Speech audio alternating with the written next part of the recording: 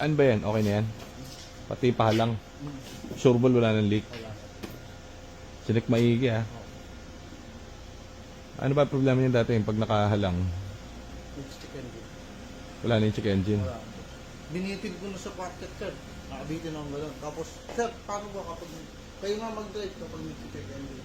Ayaw naman. Sabi niya, ikaw na lang. Basta na, bilhin mo lang. Preno ka dyan, sabi ka. Pag preno ko, katawin mo ngayon. Hinataw ko. Okay. Ang lakas na nga pa. Eh dati kasi guys, pag nakaslant, yun nangyayari, di ba may tubig yung makina niya, gumaganon yung tubig. So ang tendency, papasok dun sa spark plug. Pag may misfire, magche-check engine. So wala nang leak yun. Wala. Check natin yung side part lang. Gawang ko lang. Ano spark plug? Yung dating nagtatagal. Sige, silipin nga natin. Wala nang tubig yun. Tingnan natin yung naglilik kahapon. Sipatin natin para makakita natin kung basa pa ba siya. So, ito common problem ng EcoSport to. Ano naman to? Wear and tear. Napakamura ng solusyon dito. Kaso nga, matrabaho lang. So, ito yung kahapon. Kita nyo, basa yung...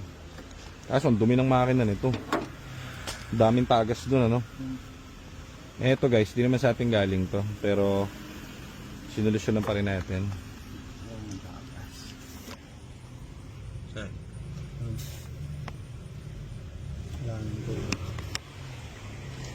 Yeah. Kaso ang daming tagas nung kanyang langis. So yun na lang ang monitor niya. No? Palit na rin tayo ng bag cover gasket. Dito? Okay, palit na ako. Kaso ang dami pa rin. Dito tinignan ko, napakadaming tagas niya. Yung dati na lang yun. Kaya nga. Dami oh. Tawag dito. Nalulunod ng langis. Hindi naman sa atin galing to. Pero ibig sabihin, malayong malayo dun sa mga unit natin. Ito yung puro, tignan nyo.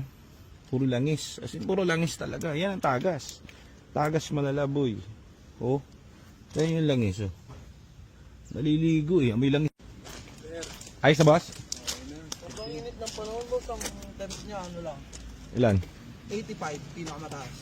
Tinanggal mo na yung lahat dyan. Ayun, sir. Pindot lang to. Habang nakapindot ko, sir. Kapag nag-iba na yun, yan, bitawan nyo na. Then, hanapin nyo lang yun. So, ito yung kahapon na dinala sa ibang shop kaso malupit. Problema niya, misfire, nawawala ng power. Ang pinalitan, suspension.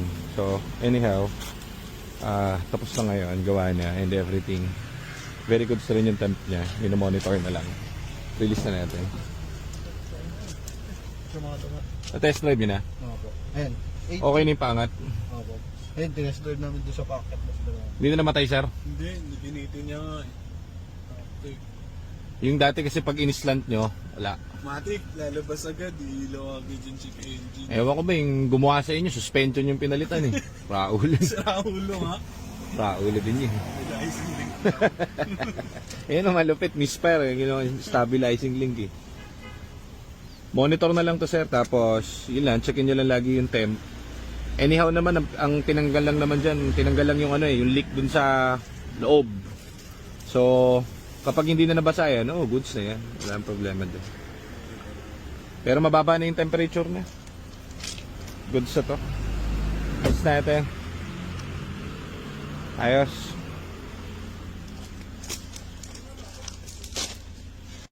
Yun release natin.